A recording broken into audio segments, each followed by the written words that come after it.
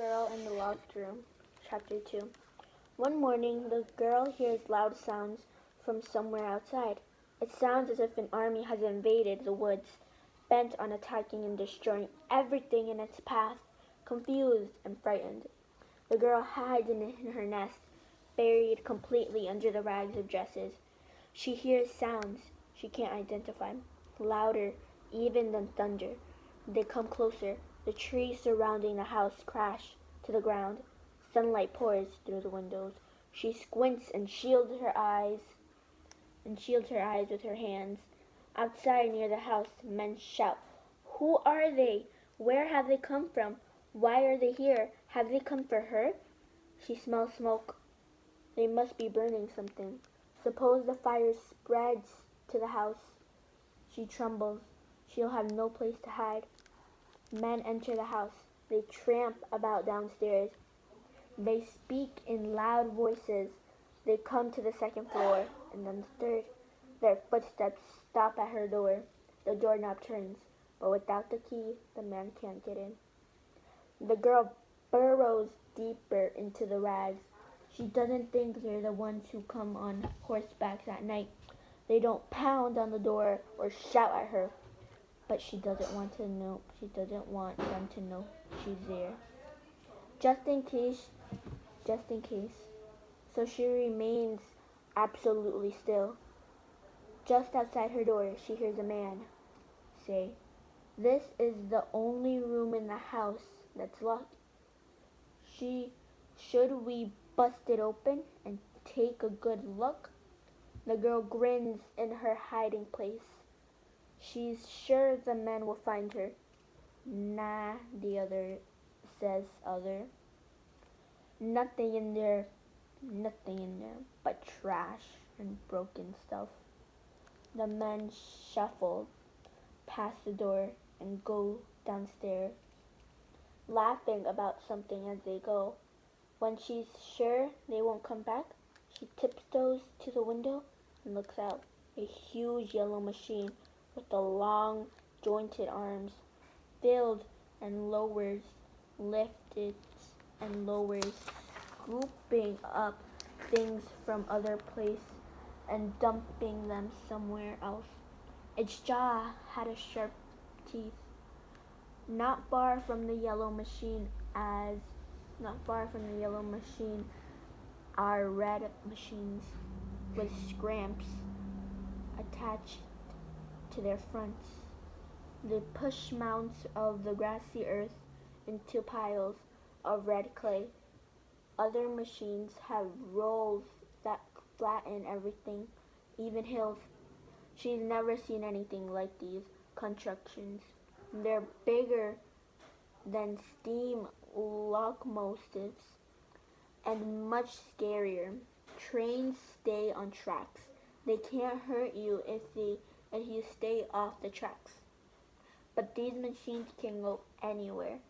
Anything is safe for them. While they work, the machines roar and snore and make beeping sound. They puff clouds of smoke into the air. The girl covers her ears, but she can still hear the noises they make. A flash of movement catches her eye. A rabbit runs across the muddy ground. She holds her breath and prays that the machine won't kill him. He disappears behind a pile of tree stumps, and she lets out her breath in a long sigh. But where will the rabbit live? The fields have been destroyed. The woods chopped down. The men, their machines are everything. She wishes she could go outside and bring the rabbit in her room. Day after day, the girl watches the wreckage spread. The men and their machine cut down more trees and destroy barns and sheds.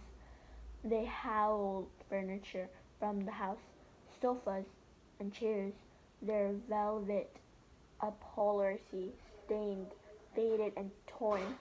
Suffering hangs out of holes. She sees a bed missing and a leg. A burrow into without draws a large broken mirror fancy tables with cracked marbles on top. Did she once sit on that sofa, curl up in those chairs, sleep in that bed, look at herself in that mirror? Now everything is ruined. It's not off, no use to her or anything else. The men pile up the broken furniture and set fire to it. The smoke drips up to her window and stings her eyes. She feels as if she's watching her life turn to ashes, along with the sofa and chairs. The men don't stop with the furniture. They burn trees, stumps, scraps, wagons, fences, and stamps of boards. The fire molders for days. After dark, the ember glow at the night. Wind teases flickers of flames from charred wood. The smell of smoke poisons the air. Then nothing's left to burn. The men turn the fields to mud and plow roads through them on the flat land below her window. They dig deep square holes. Their nightmare machines destroy everything in their path, in their way. The world disappears before her eyes. Then comes a quiet time. Machines still shake the ground, but they're down on the flat land now, hard at work building houses. The girl's home is empty again. Peaceful, she spends most of her time at the window, watching and listening, enjoying the summer breeze, the smell of honeysuckle. She keeps her eyes focused on the distant mountain, blue serene against the sky. She doesn't look at the fields and meadows destroyed by the machines. One often she dreams of picnic by a stream. She's sitting under a tree with a man and a woman. She's had this dream many times, but it always ends up before she's ready. She wakes up reaching for the man and woman, but it's too late. They're gone, and she's alone in a locked room.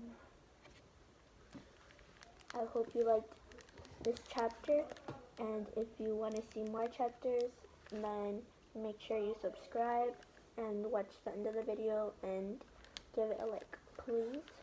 Thank you. Bye.